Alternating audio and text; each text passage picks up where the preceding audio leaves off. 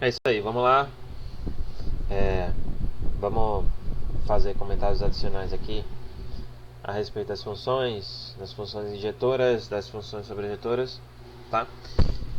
Depois vamos adentrar em um item tão importante quanto que são as funções compostas, tá bom? Então vamos fazer essa mistureba aí hoje, tá bom? Então vamos lá. É, Vamos lá. A pergunta que eu tenho para fazer a respeito das funções injetoras e sobrejetoras é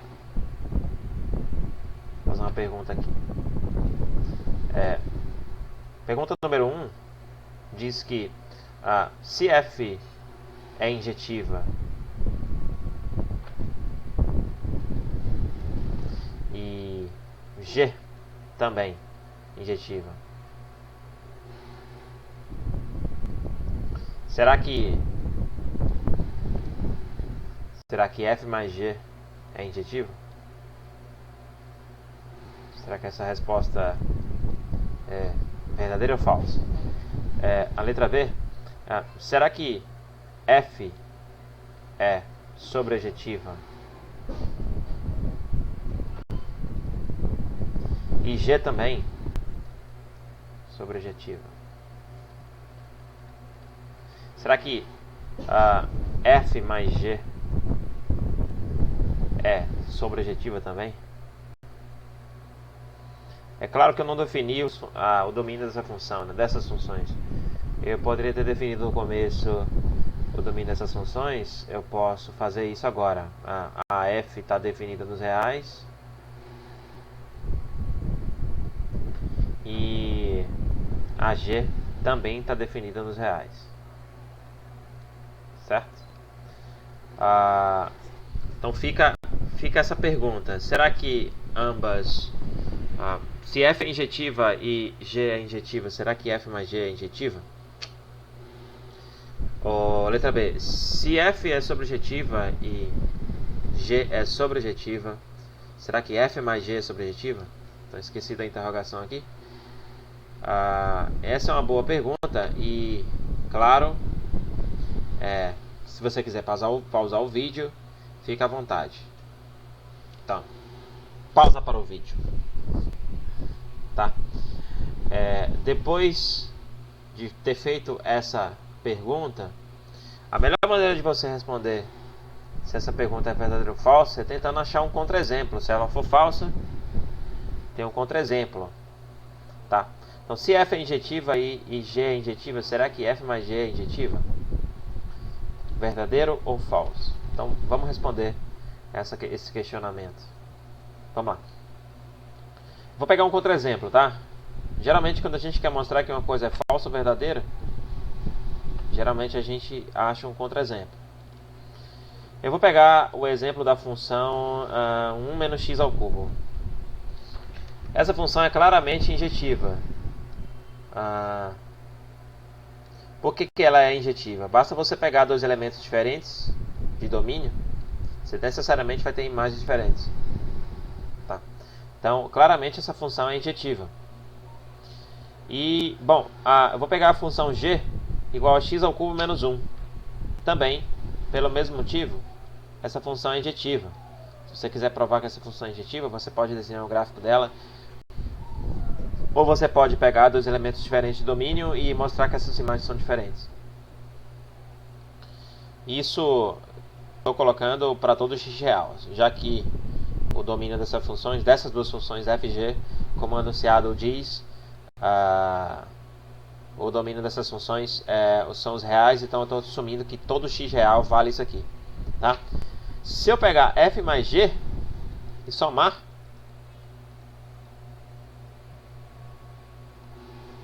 ou seja, x ao cubo menos 1 mais 1 menos x ao cubo, se você somar as duas, né, você vai ter que isso aqui é a função nula. Então, para todo x, essa função é nula. Então, o que significa isso? Significa que qualquer x que você assumir, para qualquer x, a soma dessas duas funções sempre terá a mesma imagem, que é o zero. O f mais g vai dar nulo para todo x.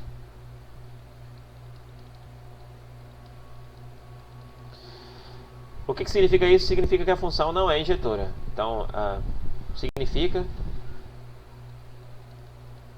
que a f mais g não é injetiva ou injetora, tanto faz. Tá.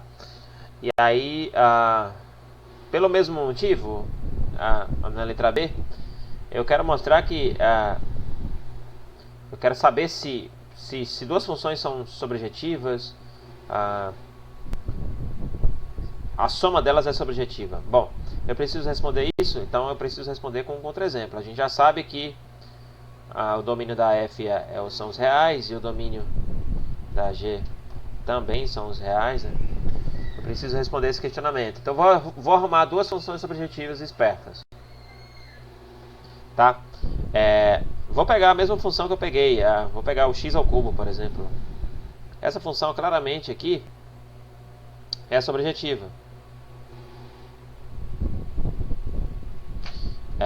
Já que se você fizer o limite dessa função quando x tende a mais infinito, dá mais infinito,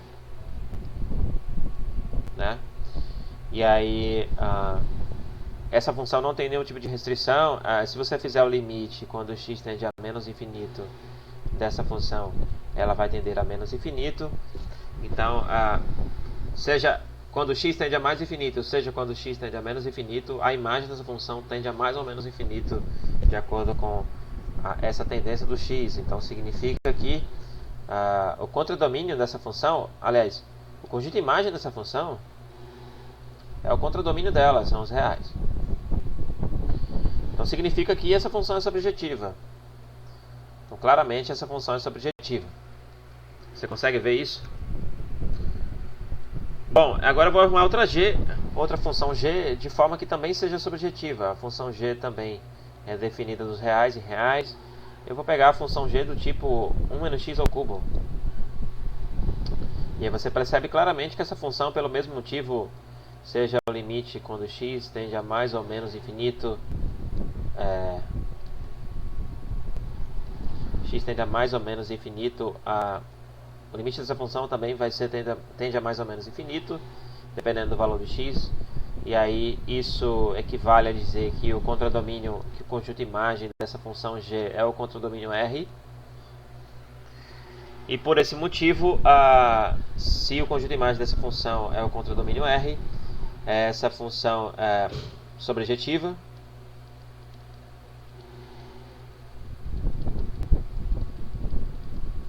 Então, mais AF mais G, se você somar AF, que é x ao cubo, e somar com a G, que é 1 menos x ao cubo, você vai ter que a F mais G, para todo x, é 1. Então, significa que a F mais G, eu vou chamar a F mais G de H, né? Chamando a F mais G de uma outra função H, significa que essa função aqui é 1 para todo x. A imagem dela é 1 para todo x. Significa que todo mundo que está aqui nos reais, tem todo mundo a mesma imagem que é 1. Então significa que o conjunto de imagem dessa função h, que é a f mais g, é 1 sempre para todo x. Significa que essa função não é sobrejetiva. Então as duas respostas são falsas, né? Ou seja, f mais g não é injetiva e f mais g não é sobrejetiva. Isso é uma pergunta interessante que a gente precisava responder. Então, se alguém te perguntar se a prova do concurso, se qualquer prova que você fizer, se você pega duas funções, a soma delas, duas funções injetivas, a soma delas não é necessariamente injetiva. Se você pega duas funções sobrejetivas, a soma delas não é necessariamente sobrejetiva. Tá? Então tá aí respondido esse questionamento. Mas eu queria definir na aula de hoje a continuação do que eu quero falar, que são as funções compostas. Então vamos pegar aqui carona nas funções compostas. Vou pegar aqui uma cor verde.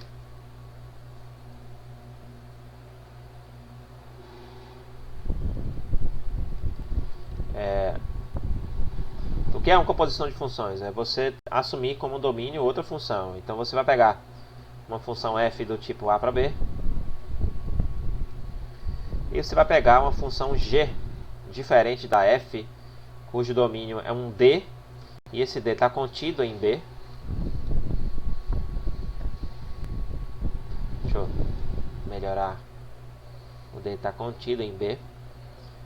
E aí vai num domínio d e um contradomínio c, por exemplo. Na prática você tem a seguinte configuração via diagrama. Deixa eu pegar uma outra cor aqui. Na prática você tem uma função f que vai de A para B. Digamos que aqui o A e o B. E aí você tem automaticamente, para cada x, você tem a imagem f de x. E aí você pega um subconjunto desse contradomínio B, digamos D, que eu vou pegar aqui uma outra cor, vou pegar o vermelho. Você pega um subconjunto do B, que é o D, e associa a um outro conjunto, que é no caso C, tá? Associa a um C pela função g. Então, o que você vai ter aqui? Você vai ter um g de f de x. Então tá aqui a função composta, a g de f de x é a g bola f, que a gente também representa dessa forma, que é a composta da g pela f. Então, a f agora você tem como domínio uma função dentro de outra função. Essa é a ideia da função composta. Tá? Claro que você pode associar direto. Ao invés de passar, você pode ir direto para cá. Essa aqui seria a g bola f. Não dá para ver no vídeo direito. Deixa eu fazer aqui uma ressalva. Essa daqui seria a g bola f.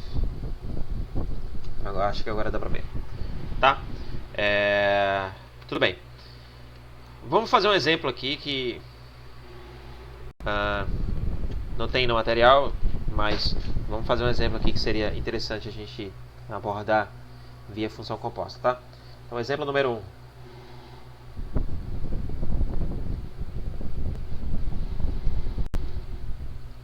Exemplo número 1 diz o seguinte: seja f uma função definida nos inteiros em z mais sem zero, em z mais também sem o zero, tá? Uma função com a seguinte definição, né? F da f, aliás, f de x vezes y é igual a y vezes f de x, tá? Para todo x, y pertencente aos inteiros mais sem o zero, tá? E aí vamos analisar as seguintes sentenças e saber se ela é verdadeira ou falsa, beleza? F de 1 é verdade? Número 2 diz que f de x é x para todo x, assim. Número 3. Número 3 diz que se x é diferente de y, implica em f de x diferente de f de y. Número 3. Tá, número 4. Número 4, peraí, só um minutinho. Número 4. Agora vai. Número 4. Número 4 diz: f de x vezes y é igual a f de x vezes f de y. Então, veja que aqui você tem uma composição de funções aqui dentro, tá? que tem como propriedade y vezes f de x. Tá? Ele pede para analisar essas alternativas. Tá? A primeira coisa que eu posso fazer já de cara, vou pegar uma cor diferente aqui, já de cara assumindo x igual a 1, y igual a 1, tá? Só pra gente conferir. Então, caso número 1, de cara a gente pode fazer y igual a 1 e x igual a 1, né? Porque já se vale para todos. A gente não pode assumir x igual a 0, por exemplo, porque não está no domínio, mas a gente pode assumir x igual a 1, y igual a 1 também. Então, dessa forma, estamos aptos a analisar. Se x é 1 e y é 1, como é que vai ficar a conta lá em cima? Como é que vai ficar esse cara aqui? Então, você vai ficar com f de 1 vezes f de 1, assim. 1 vezes f de 1 igual a f de 1. Se você vai ter que f de 1 é o próprio f de 1. Então, eu posso chamar f de 1 de k. Então, automaticamente, o f de 1 vai ficar f de k igual a k. Isso é um bom indício, né? Para todos os efeitos, a gente poderia ter assumido x igual a y, se você quiser, por exemplo. Então, a conta ficaria da seguinte maneira. F de x vezes f de x é o próprio x vezes f de x. Eu posso chamar o x vezes f de x de de outra letra, sei lá, K1, K2 ou Y, vamos supor. Z, talvez. Vou chamar x vezes f de x de um z. Então, na prática, o f de z é igual a z para todo z, pertencente a esse domínio, concorda? Então, o que a gente está dizendo? A gente está mostrando que essa função, as funções que satisfazem isso é a função identidade. Então, automaticamente, o f de 1 é 1.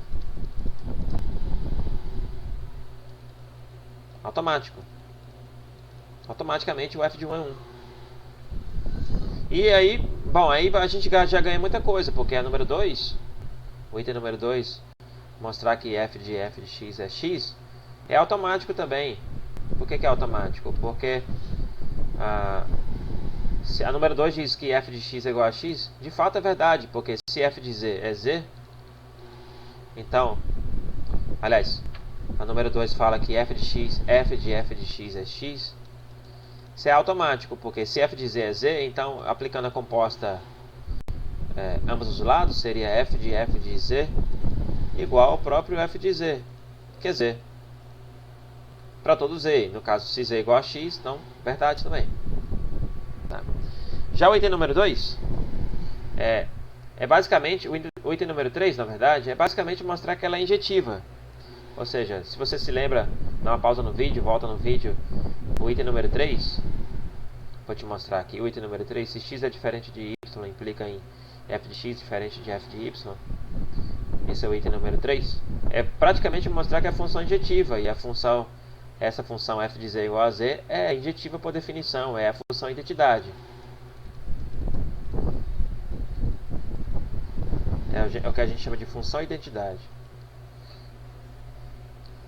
Então, para todo z1 diferente de z2, implica em f de z1 diferente de f de z2. Basicamente mostrar que ela é injetiva. E de maneira automática, o item número 4, ele diz que f de x vezes y é igual a f de x vezes f de y, também é automático. Porque se f de x vezes y é x vezes y, porque é a função identidade, f de x é x e f de y é y, então eu tenho automaticamente x vezes y igual a x vezes y. Portanto, as 4 alternativas são verdadeiras. Aqui a gente trabalhou um conceito de função composta mais intuitivo, que foi misturando com a função identidade. Vale salientar o seguinte, vale salientar uma observação importante, né? Aqui apareceu a função identidade, então a gente pode entender melhor como é que funciona isso. A função identidade, quando você compõe a função identidade com a inversa, por exemplo, não precisa ser qualquer função identidade, né? Se você compõe, por exemplo, suponha que uma função seja inversível.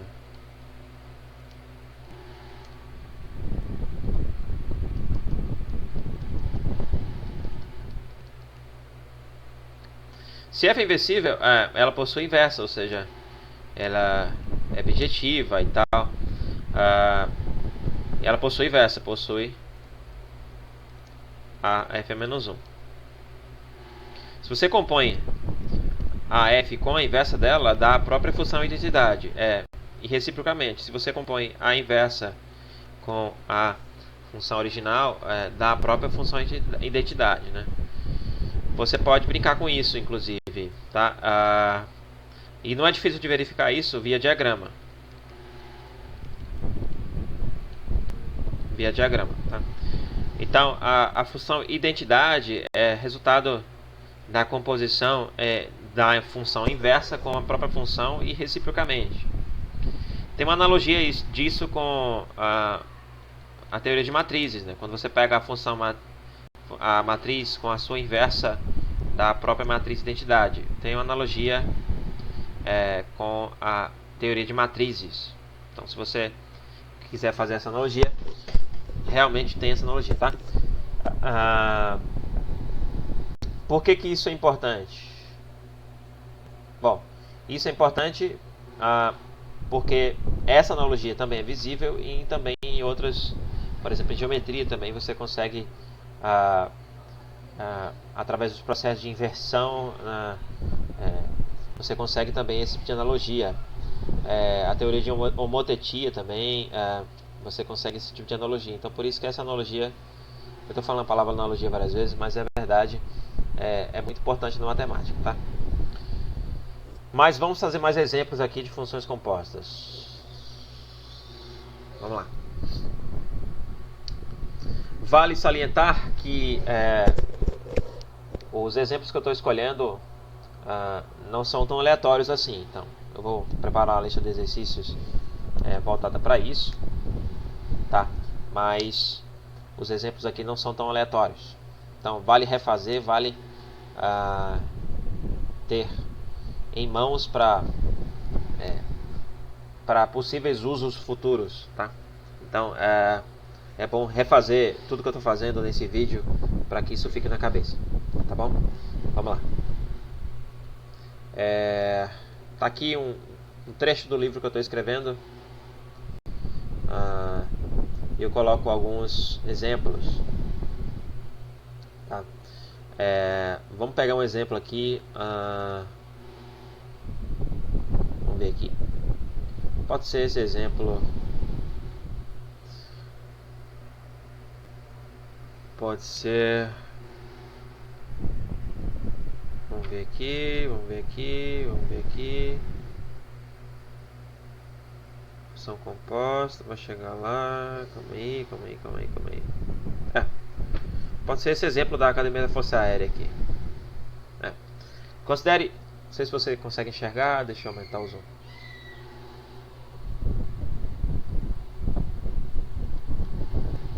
Deixa eu ver se dá pra ver aqui. Deixa eu diminuir aqui o zoom. Bom, esse exemplo é 26.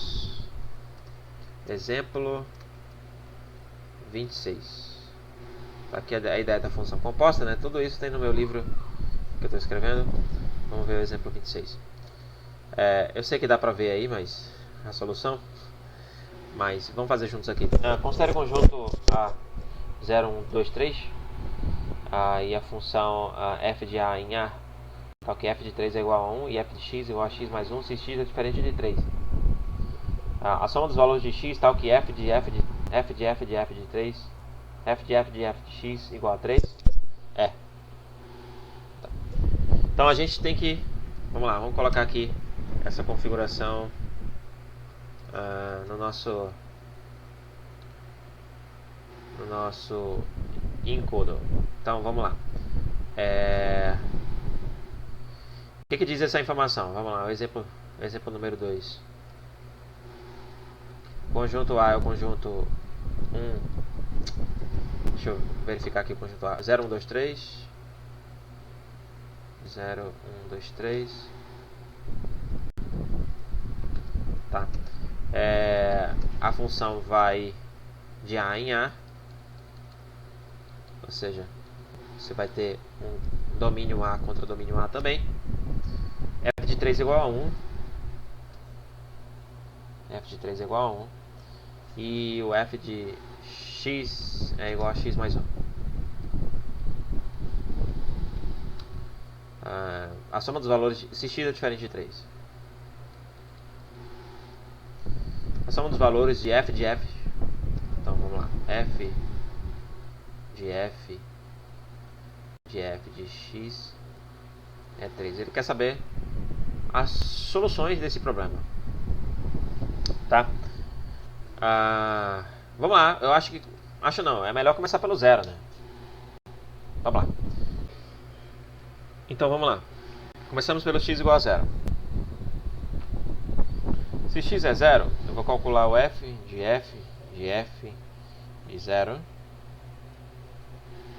Só que o f de 0, pela definição da função é x mais 1. F de 0 é 1, então ficaria com f de 1. Só que o f de 1 é 2. Então ficaria com f de 2. O f de 2 é 3. Por essa definição aqui. Tá? Faço x igual a 1. Eu tenho que testar todos, não tem jeito. F de 1. Foi muito parênteses aqui. F de 1 a gente já sabe que é 2. Então ficaria com f de 2. E aí f de 2 é 3, eu ficaria com f de 3 e o f de 3 daria 1. Próximo passo agora a gente fazer x igual a 2. Eu ficaria com f de 2. O f de 2 seria 3, eu ficaria com f de 3.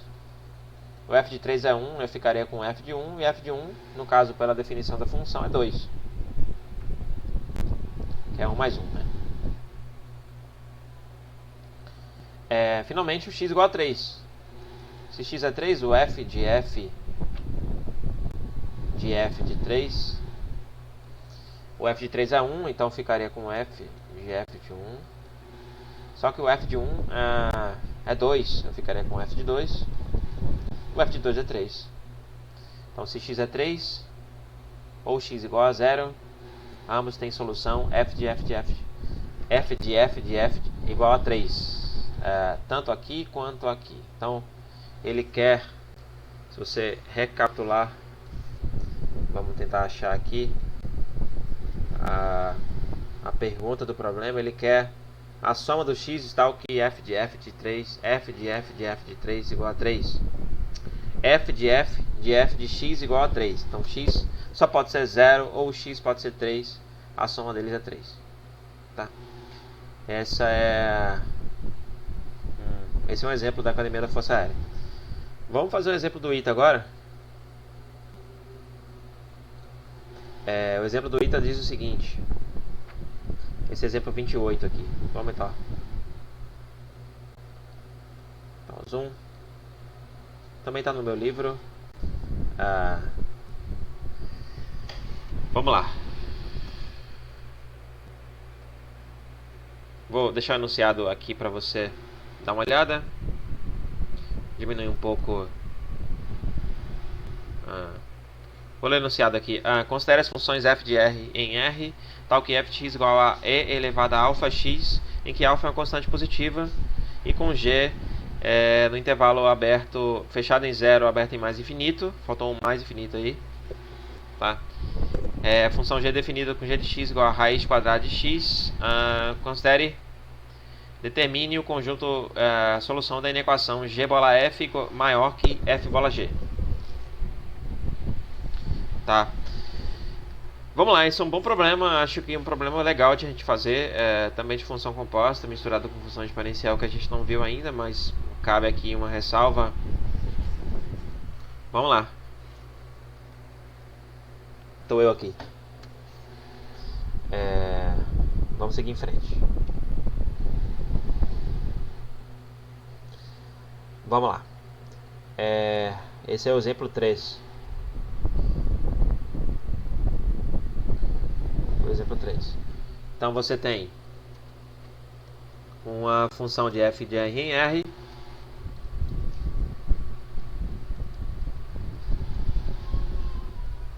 definida por f de x igual a e elevado a alfa x com alfa maior que zero, tá? E outra função g. Outra função g definida no intervalo de 0 a mais infinito, nos reais, tá? Tal que g de x igual a raiz de x, tá? Raiz de x. Ele quer o conjunto de solução da inequação g bola f maior que f bola g. Primeiro vamos calcular o g bola f, né? Vamos lá. Quem seria o g bola f? G bola f, primeiro, a função g, percebe que o contradomínio da função g são os reais e o domínio da função f são os reais e o contradomínio são os reais. Quando a gente faz g bola f, significa que a f precisa estar no domínio da g, e de fato está, já que o intervalo, já que o domínio da f são os reais, o contradomínio da f são os reais, o domínio da g são esse intervalo aqui, no 0 a mais infinito, é subconjunto dos reais. Significa que o domínio da g está contido no contradomínio da f. E é isso que a gente queria. É um pré-requisito para que exista essa função composta aí, tá?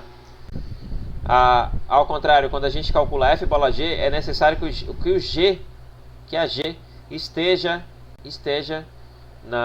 no domínio da f. De fato está, porque a g, o contradomínio é r e o domínio da f também é r, tá? Então vamos lá, de novo.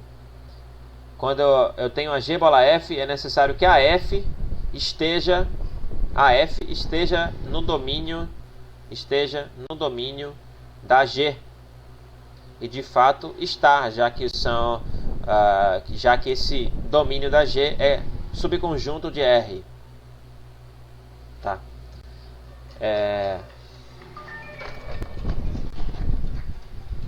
Tudo bem? Pelo contrário, só um minutinho. Ao contrário, quando eu calculo a f bola g, o domínio da f, a g tem que estar no domínio da f, de fato está, porque os reais estão contidos nos reais mesmo. Então, essa função, as duas funções, tanto a g bola f como a f bola g, estão bem definidas. A gente fala em matemática que elas estão bem definidas. Então eu não vou me preocupar com isso, tá? Não vou me preocupar com isso a princípio. Então quem seria a g bola f? A g bola f é igual a g de f de x. E você vai na g e troca x por f. Então você vai ficar com, no lugar do x, você vai na g e troca x por f. Vai ficar raiz quadrada g e elevado a alfa x, que é a mesma coisa que e elevado a alfa x sobre 2. Tá claro? Vai na g, troca o x por f. E a f bola g, quem seria a f bola g? Você vai na f e troca o x pela g. Então você ficaria com a f de g de x, vai na f, que é a e elevado a alfa x, troca o x pela g. Vai ficar e elevado a alfa vezes a raiz de x. Então eu quero... O que eu desejo? Eu desejo que e elevado a alfa x sobre 2 seja maior que e elevado a alfa raiz de x. Como a função exponencial é estritamente crescente, se isso for verdade, é necessário que o alfa x sobre 2 seja maior que o alfa raiz de x. Então, essa conta se tornará x sobre 2 maior que raiz de x. Posso passar o raiz de x pro lado de cá. E aí eu teria que x sobre 2 menos raiz de x é maior que zero. E dessa forma eu consigo colocar o raiz de x em evidência. Raiz de x em evidência, né? E aí ficaria com raiz de x sobre 2 menos 1. Como raiz de x é maior que zero, é necessário que esse cara aqui seja maior que zero. Então, portanto, raiz de x sobre 2 é maior que 1. E aí, conclusão, né? A raiz de x ser maior que 2 implica em x ser maior que 4, que é a solução do problema. Então, conjunto de solução, x pertence aos reais, tal que x maior que 4. E aí tá aí o problema resolvido do ITA. E a gente encerra por aqui. No próximo vídeo ou na próxima aula a gente se encontrará. Abração, hein?